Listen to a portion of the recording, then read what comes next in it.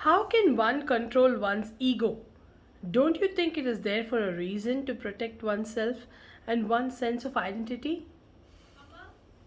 Okay, the ego is just a term for your sense of identification with whatever your body, your mind, your reputation, your way of being, what you think of is yourself.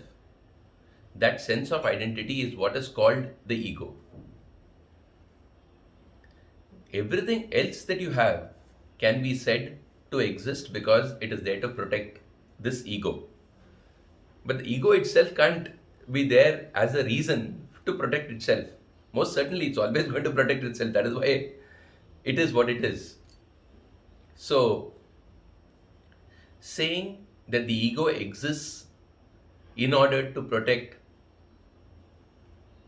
itself and one's sense of identity is a non question because your sense of identity itself is you.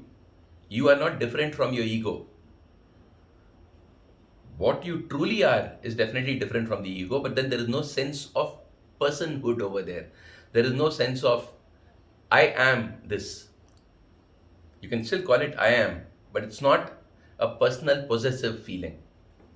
The ego is what you think you are.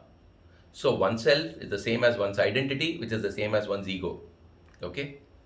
So, what are the ways to control one's ego? There are none.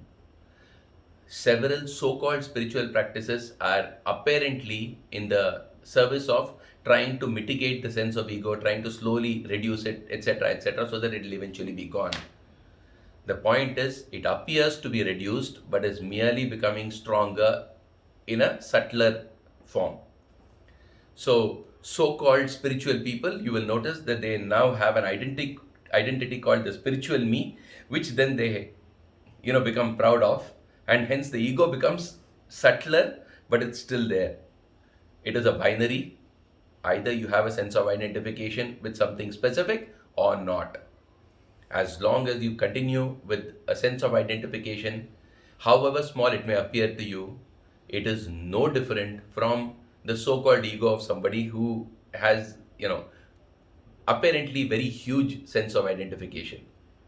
There is no way to control the ego. You merely have to see it for the non-entity that it is and let it go.